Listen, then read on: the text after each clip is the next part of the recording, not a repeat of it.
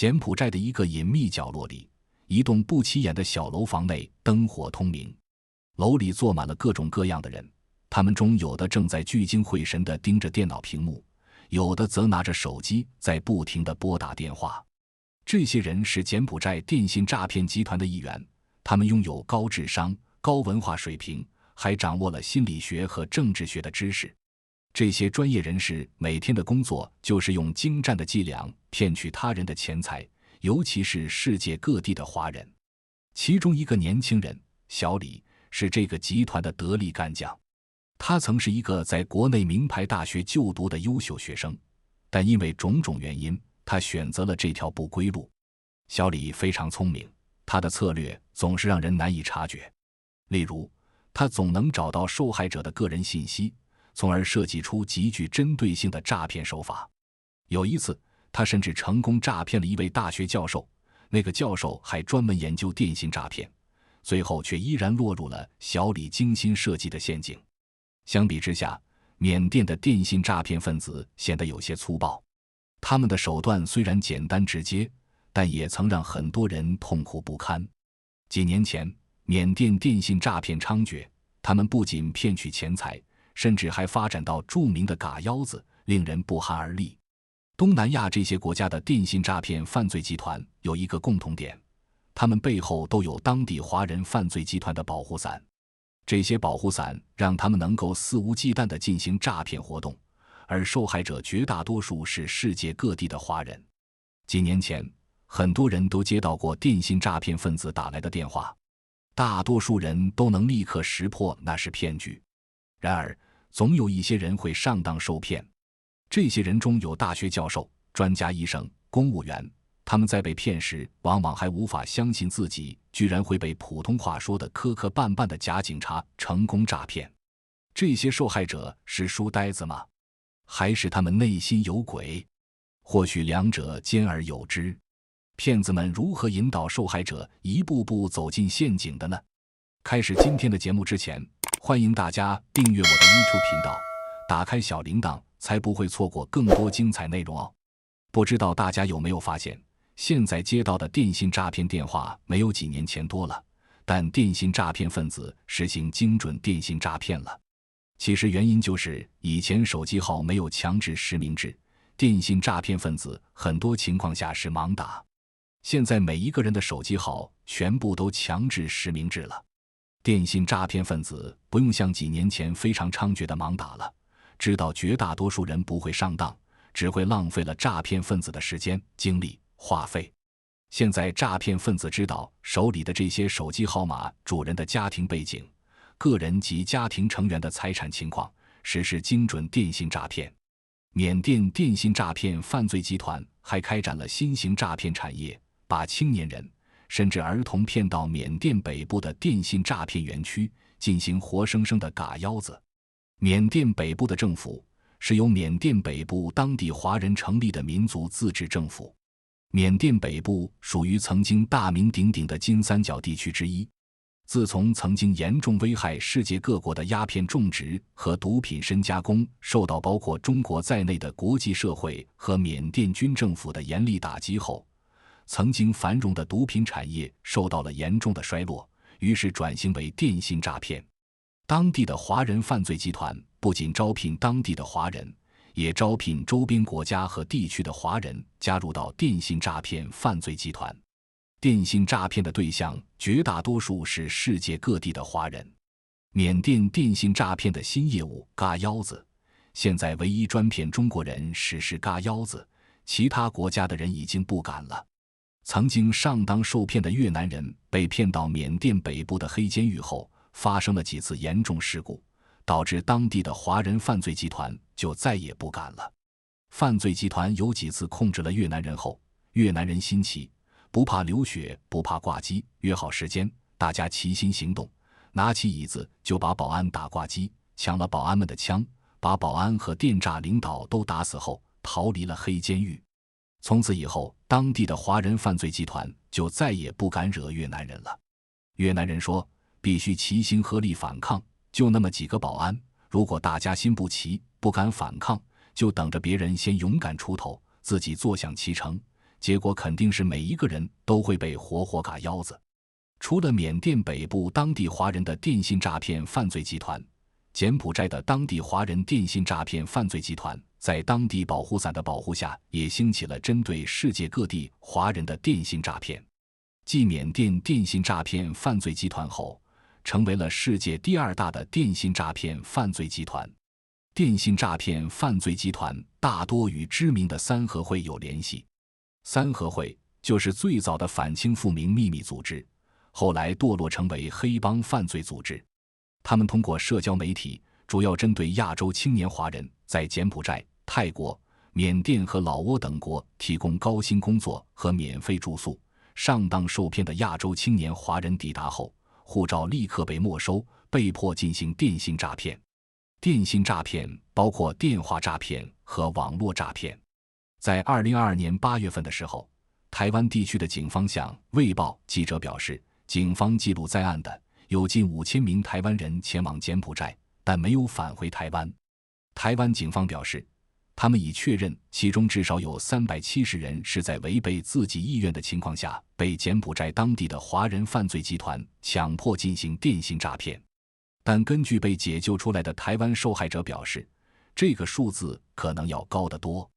一些被解救出来的台湾人报告说，他们或别的亚洲青年华人被迫签署合同，并遭到毒打、强奸、剥夺食物和水，并经常受到人身安全威胁。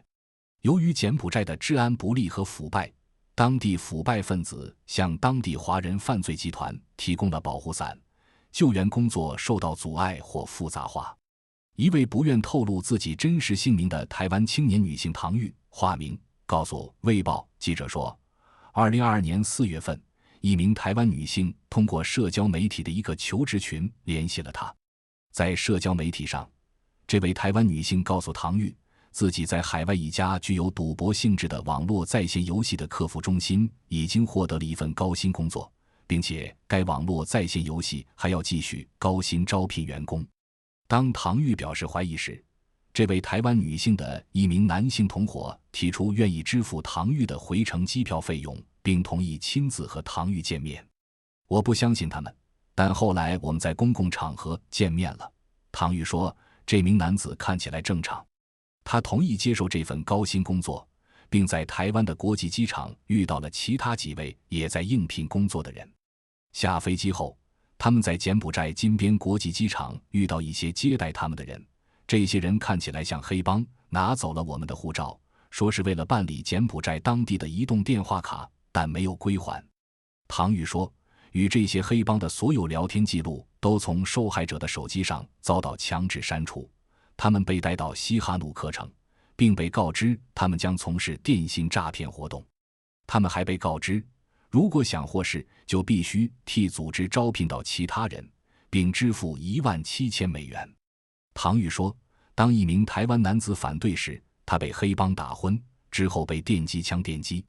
他说，该男子仍在台湾警方的失踪人员名单上。唐玉表示，他从黑帮那里获得了一张移动电话卡，被强迫立即开始研究电信诈骗活动。唐玉表示，他相信被囚禁在柬埔寨的台湾人比当局证实的还要多，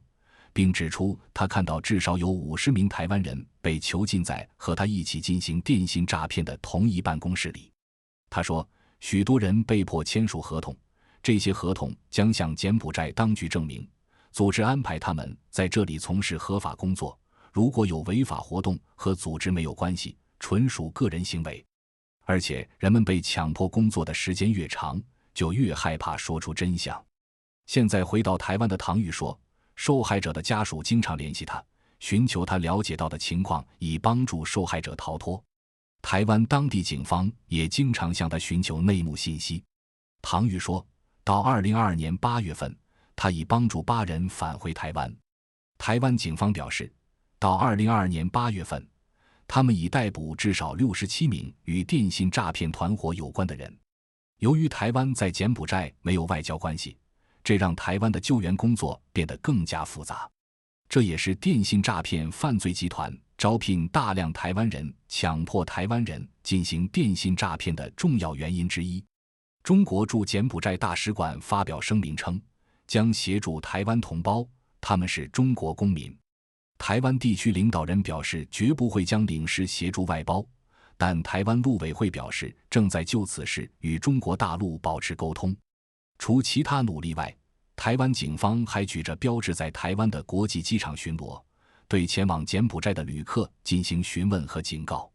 香港警方表示，香港成立了一个特别工作组来帮助30多名已确认的香港受害者，并逮捕了5人。中国大陆表示正在与柬埔寨当局合作营救受害者，最近已解救60名未成年人，其中包括一些遭受性奴役的未成年人。柬埔寨警察总局副总局长表示，柬埔寨当局发现了许多针对外国工人的非法在线计划，并逮捕了数百名来自中国大陆和台湾地区的人。柬埔寨内政部长表示，该部将在全国范围内对在酒店、出租房和赌场工作或居住的外国人的身份进行检查。1年多时间过去了，包括柬埔寨电信诈骗犯罪集团在内的东南亚几国的电信诈骗犯罪集团并没有得到根本上的铲除，仍然活跃着。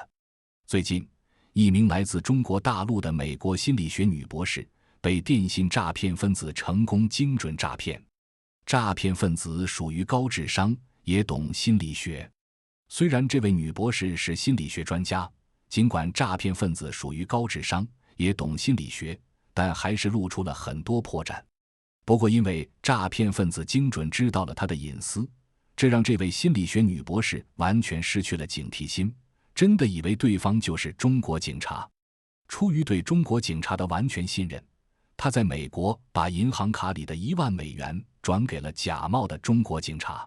电信诈骗分子冒充中国警察，他们普通话标准，话术专业，对他说，有人利用他在国内的一张银行卡，并且对他准确报出了这张国内银行卡的开户行、卡号的尾号3位数，进行特大跨国犯罪活动，不仅仅违反了中国的法律，也违反了美国的法律。如果不想吃冤枉官司，就需要中国警方破案拿出证据，以证明他是被冤枉的。但现在中国警方要破的案子很多，需要他耐心等待。当知道这位心理学女博士心急如焚后，就不主动联系他了，让这位心理学女博士急着主动联系假冒的中国警察。假冒的中国警察在他主动联系后，又时不时流露出一点他的真实隐私，这让他更加信任，更加心急。假冒的中国警察知道他完全信任后，从来就没有主动联系过他，从来就没有主动提到可以破钱消灾。这位心理学女博士心急如焚，通过假警察提供的联系方式，主动咨询能不能上下打点一下，特事特办，抓紧时间把他的冤枉官司先破了。假警察义正言辞地说，这是交易吗？对他进行了一番思想教育，然后又对他表示同情，按理应该花26万美元上下打点，出于同情心，1万美元可以试试看。假警察勉为其难地答应他上下打点，特事特办。于是在美国，这位心理学女博士把她在美国银行卡里的1万美元转给了冒充中国警察的电信诈骗分子。最后知道上当受骗的这位心理学女博士还是觉得自己赚到了，因为她家里确实可以拿出26万美元破钱消灾，非常幸运只拿出了1万美元，感觉赚到了25万美元，心情愉快，自己没有主动想到要去警局报案。综合各个媒体的这类相关报道，有迹象表明，柬埔寨的电信诈骗犯罪集团比缅甸和别的东南亚国家的电信诈骗犯罪集团更有文化，更有智商，更专业，更懂政治，更懂心理学，更了解受害者本人及家人们的真实隐私。受害者不在乎被骗的这点钱，鲸吞容易被跨国立案调查，电信诈骗分子可谓做到了细水长流，小骗久安。这种诈骗方式同样应该引起高度重视和警惕。好了，今天的故事就讲完了，欢迎大家订阅我的 YouTube 频道，打开小铃铛，才不会错过更多精彩内容。再会。